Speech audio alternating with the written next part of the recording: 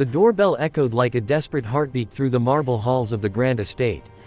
On the other side stood a woman whose hollow eyes carried the weight of 1,000 silent cries, and in her trembling arms, a little girl clung like a withered leaf in a storm.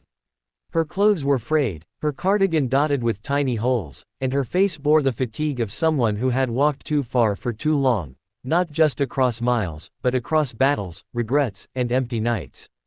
She didn't ask for money. She didn't beg for shelter. With a voice fragile like cracked porcelain, she simply said, "Can I clean your house for a plate of food?" Inside, the man who opened the door, one of the wealthiest figures in the city, looked at her face and froze. His fingers loosened from the door handle. His breath caught. Because this wasn't just a stranger. This was her, the woman he had once failed. If you believe in kindness, second chances, and the power of humanity to rise even from the lowest places, please like this video, comment your thoughts, share it with someone who needs hope, and subscribe to Kindness Corner. These stories are more than entertainment. They're reminders of the goodness we still need in this world. Her name was Elena. Years ago, she had been full of laughter, dreams, and the kind of innocence that believed everything in life would eventually fall into place.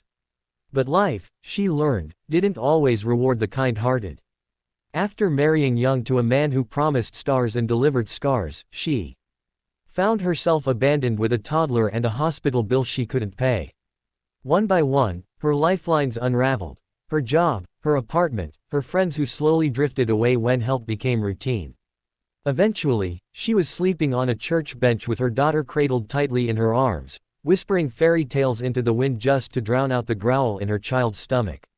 Each day, Elena roamed the wealthier neighborhoods, hoping someone might offer a sandwich, a warm jacket, or simply a moment of compassion. Most doors remained closed. Some offered polite refusals. Others didn't open at all. But today felt different. Something, call it desperation, intuition, or divine orchestration, pulled her to that house. A house so pristine, so perfectly out of reach that even stepping onto the stone path felt like trespassing on another world. Still, hunger doesn't recognize boundaries.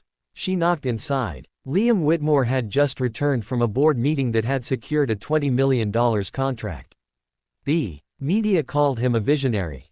Colleagues called him ruthless. But behind the designer suits and glass towers, he was a man who rarely looked back until that knock shattered something buried deep.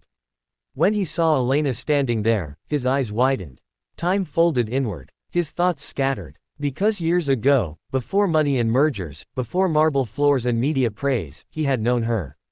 She was the girl who once stood in line behind him at a college food drive, quietly paying for her instant noodles while counting every dime. She was the girl who had smiled at him on rainy afternoons in the library, when they were both broke, but alive with purpose. They were never close, but she had always left a mark. Her gentleness, her dignity, her way of making even silence feel warm. And one night he had seen her being screamed at by her boyfriend outside a diner. He could have intervened. He should have, but he had turned away. That guilt had long been sealed behind walls of ambition. Until now, he let them in. The grand foyer, polished and quiet, now echoed with the hesitant footsteps of a woman who no longer belonged in such spaces. Elena tried to explain, apologizing as if her hunger was an inconvenience. But Liam was somewhere else. Caught between the past and the present, shame and duty. He brought food, placed it gently in front of the child first, and then watched as Elena, eyes shimmering, hesitated before eating. Pride and pain are strange companions. As the hours passed, Liam learned fragments of her story. The abusive marriage, the shelter she had lost when funding dried up, the nights spent at bus terminals and alleyways. But she never once blamed the world.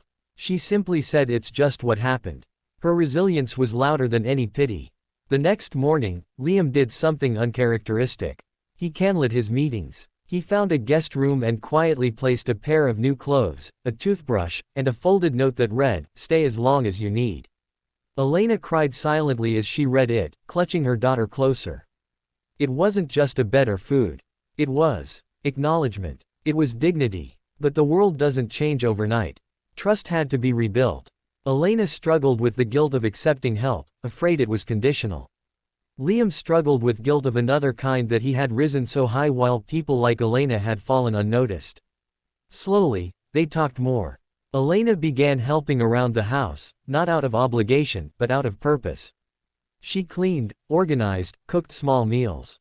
Her daughter started smiling again, laughing in the garden, playing piano in the hallway. For the first time in years, joy returned to her voice.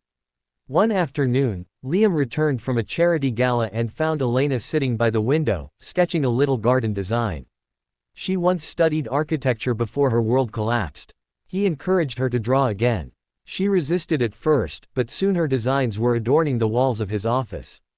His clients noticed. One of them, a major hotel chain owner, asked who had created the layout.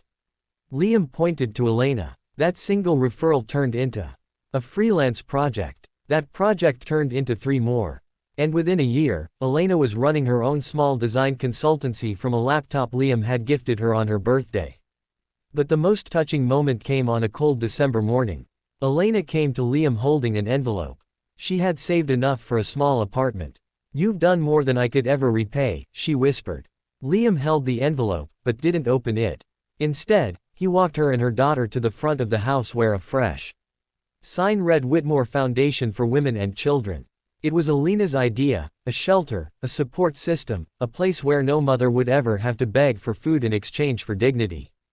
As the sun rose behind them, the little girl tugged on Liam's sleeve and said, "Are you going to be our family now?" Liam knelt down, holding back tears. "I already am." If this story touched your heart, if it reminded you of the power of second chances, of unseen pain, of how one act of kindness can change everything, please like this video, share it with someone who might need hope today, and don't forget to subscribe to Kindness Corner. We're not just telling stories, we're reminding the world that empathy still exists. Speech balloon special request. Before you go, please leave a comment below. Just a heart emoji or a few words, whatever you feel. Your comment